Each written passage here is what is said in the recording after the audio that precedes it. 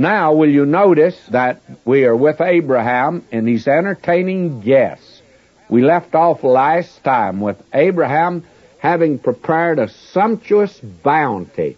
He took a little calf. A servant killed it and prepared it, and the chef cooked it up, and they had veal steaks, or veal roast, I imagine, and all the trimmings that went with it.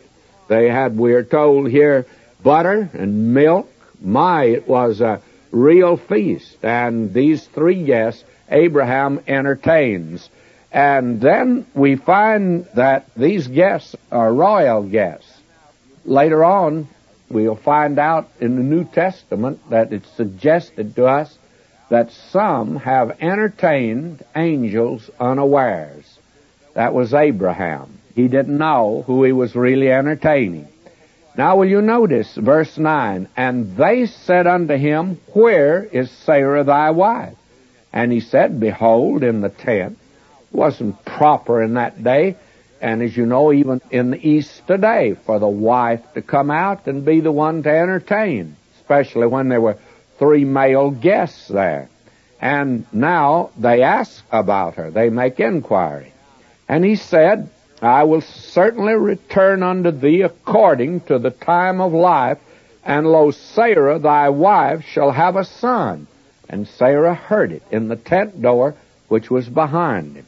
Now, Sarah had her ear at the keyhole, I think, and she has been listening in, and they discover now, both Abraham and Sarah, that they are entertaining angels unaware.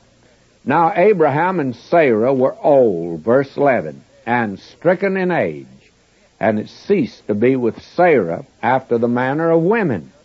Therefore Sarah laughed within herself, saying, after I am waxed old, shall I have pleasure, my Lord being old also? That is it possible that I'll have a son? And she laughs. Now, what kind of laughter is this? Well, I think this is the laughter that's just too good to be true. That's all. And again, may I remind you that I'm sure most of us have had experiences like that also. God has been so good to us, and on a certain occasion we just laughed, as Abraham did. And then something happened that is just too good to be true. Just too good to be true. And that was the way Sarah laughed. But it frightened her, because the Lord said unto Abraham, wherefore did Sarah laugh, saying, shall I of a surety bear a child which am old?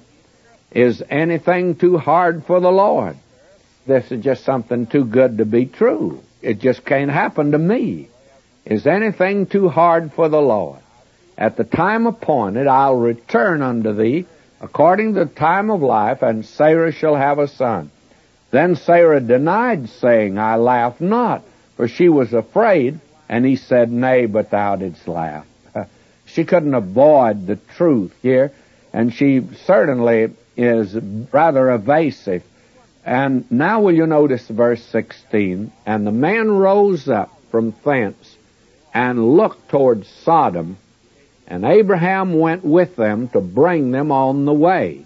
In other words, Abraham didn't have a front gate, so he walked out with them a little farther than the front gate to bid them goodbye. And as they walked out, where Abraham lived, you could look down at Sodom and Gomorrah. I know that when we were in that land, it was amazing to me on a clear day how far you could see. That is, you could see from Jerusalem to Bethlehem, and from the ruins of old Samaria you can see to Jerusalem, and you can see the Mediterranean Sea, and you can see the Sea of Galilee, and you can see Mount Hermon most any place. It's tremendous. Now, the thing that is taking place here, Abraham walks out a ways with these guests, and they see Sodom and Gomorrah, great resorts of that day. And it must have been a very delightful place to be, a beautiful place.